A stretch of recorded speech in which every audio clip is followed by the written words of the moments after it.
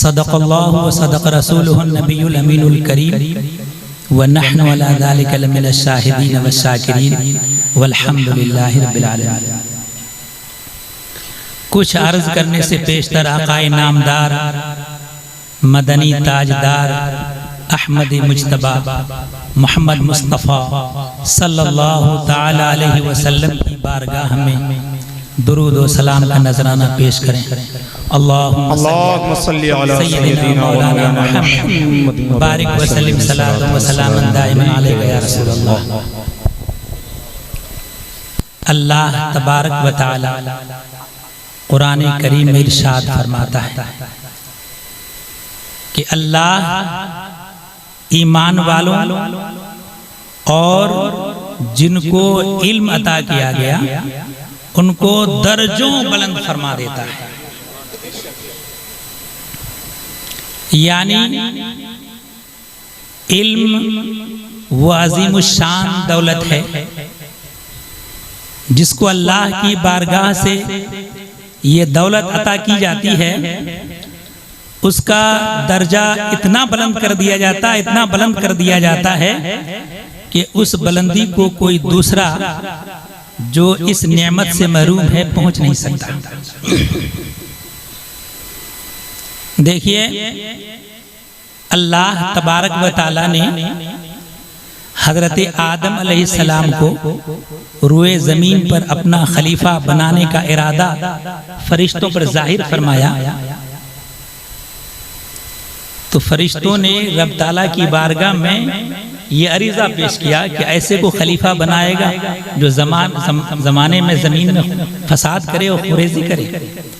यानी हम तस्बीह बयान करते हैं, हम्द बजा लाते हैं, लिहाजा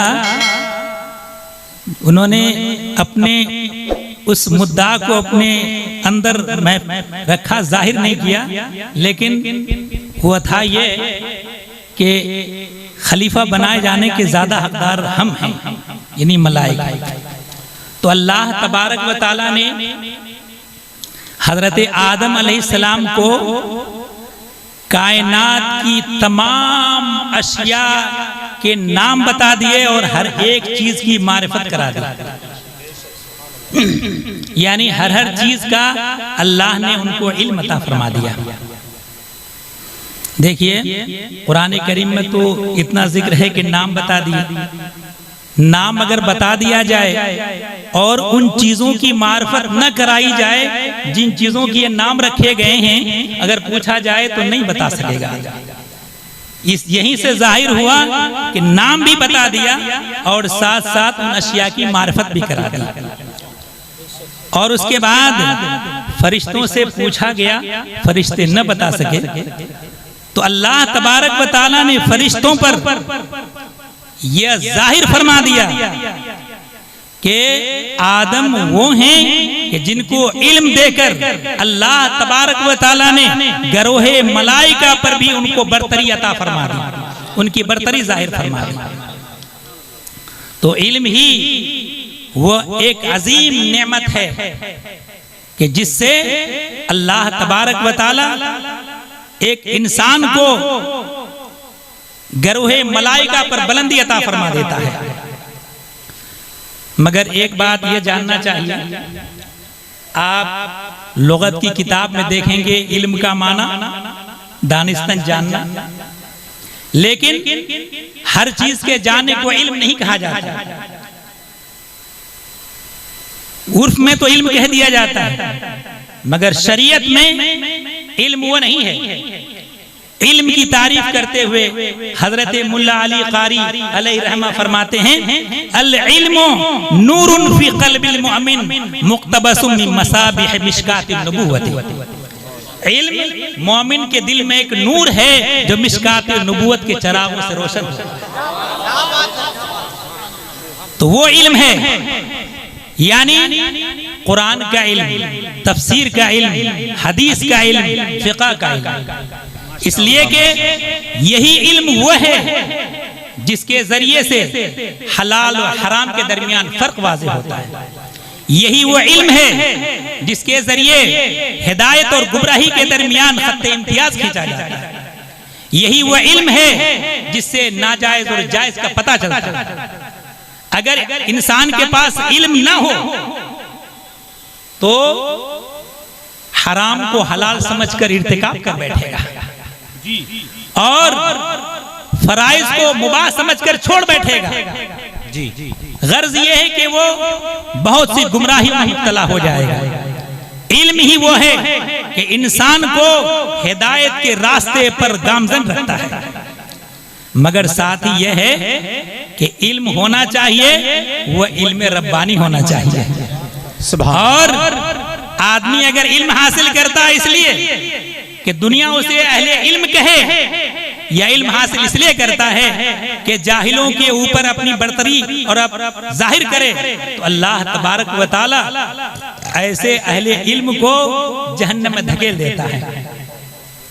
इल्म वो चाहिए जिससे भटके हुए लोगों को राह रास्त पर लाया जा सके। जो लोग गुमराही के शिकार हैं उनको गुमराही के दलदल से निकालकर जन्नत के रास्ते पर लगा दिया जाए।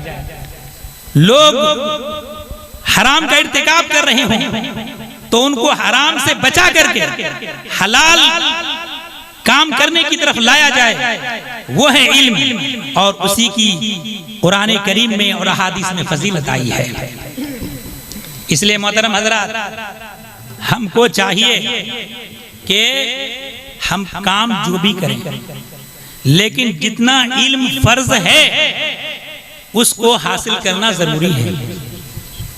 इसलिए कि हदीस शरीफ में मौजूद है, तलबुल इल्म फरीज़तुन अला कुल्ली मुस्लिम, कि इल्म हासिल करना हर मुसलमान के ऊपर फर्ज है।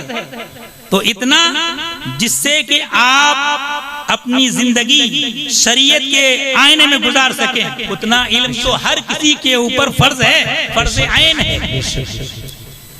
और अगर आदमी कोताही करता है, उतना भी इल्म हासिल नहीं करता, तो वो गुमराही का शिकार हो जाता है, शैतान के चंगुल में आसानी से फंस जाता है।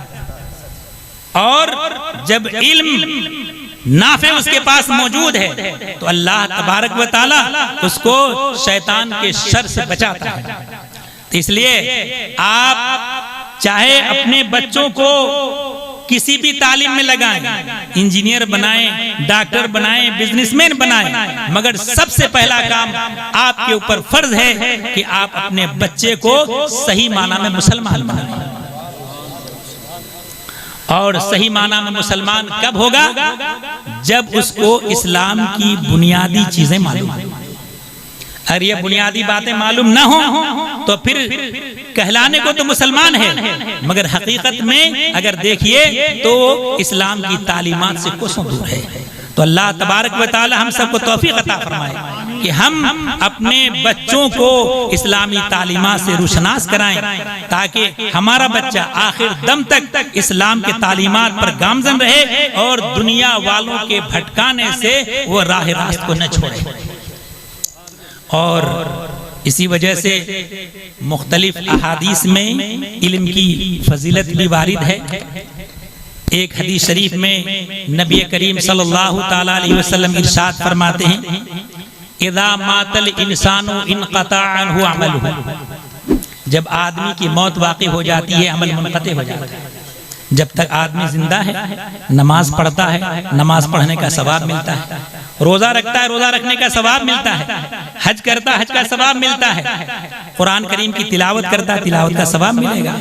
लेकिन जब आंखें बंद कर ली, रूह परवाज कर गई, दुनिया से चल बसा, तो अब नमाज नहीं पढ़ता, तो नमाज पढ़ने का सवाब भी नहीं मिलता, रोजा नहीं रखता, रोजा रखने का सवाब भी नहीं मिलता, हज नहीं करता, हज का सवाब भी नहीं मिलता।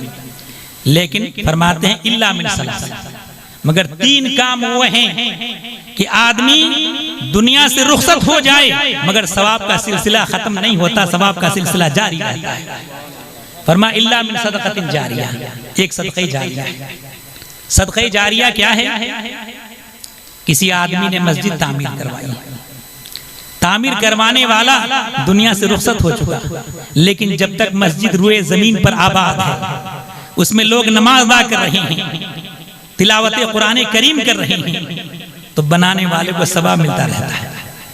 दुनिया में मौजूद नहीं है, मगर नामे आमाल में सवाब लिखने का सिलसिला जारी है। किसी ने मदरसा तामीर करवाया, तामीर करवाने वाला दुनिया से रुखसत हो चुका, लेकिन जब तक मदरसा रुए जमीन पर आबाद है, उसमें काल अल्लाह और काल रसूल हो रहा है, दीन का दर्स दिया जा रहा है, कुरान करीम की तालीम दी जा रही है, अहादीस पढ़ाए जा रही हैं, तो तामीर करने वाले बनाने वाले को सवाब मिलता रहता है। ऐसे ही किसी आदमी ने इल्म हासिल किया, इल्म हासिल करने के बाद खुद भी इल्म के मुताबिक अमल किया और अपने शागिर्दों को तलामजा को पढ़ाया और अहले इल्म की एक टीम तैयार कर दी। मुअल्लिम दुनिया से रुखसत हो गया, लेकिन अहले इल्म का जो ये काफिला उन्होंने तैयार कर दिया है, जब तक ये लोग इल्म के मुताबिक अमल करें और नौनिहालान ने इस्लाम को दर्स देते रहे इल्म का, तो उस मुअल्लिम अव्वल को सवाब मिलता रहता है।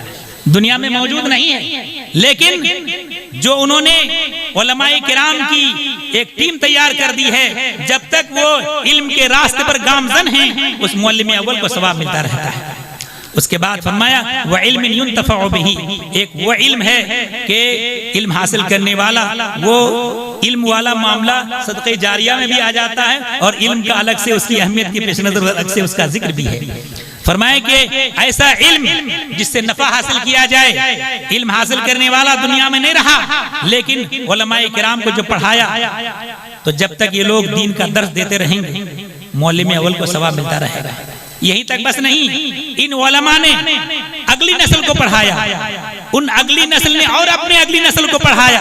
जब तक ये सिलसिला रुए जमीन पर कायम रहेगा, मौलिम अव्वल को सवाब मिलता रहेगा। और उसके बाद तीसरे नंबर पर फरमाया वलदिन सादिक़िन यदउ लहु, कि नेक औलाद जो अपने वालिदैन के लिए दुआए खैर करे। नेक औलाद होगी तो ये कैद इत्तेफाकी है, नेक औलाद तो वालिदैन के लिए दुआए खैर करते ही हैं। नेक औलाद अगर आपने छोड़ी, आप दुनिया से रुखसत हो गए, लेकिन औलाद अगर हुए जमीन पर नेकियां करें तो वालिदैन को सवाब मिलता रहता है। औलाद नहीं, औलाद की औलाद भी नेकियां करें तो वालिदैन को सवाब मिलता रहता है। तो अल्लाह तबारक व तआला हम सबको तौफीक अता फरमाए कि हम अपने बच्चों को अहले इल्म बनाएं और नेक और साले बनाएं, ताकि अल्लाह तबारक व सिलसिला अल्लाह तबारक व तआला सवाब का सिलसिला हमारा जारी रखे।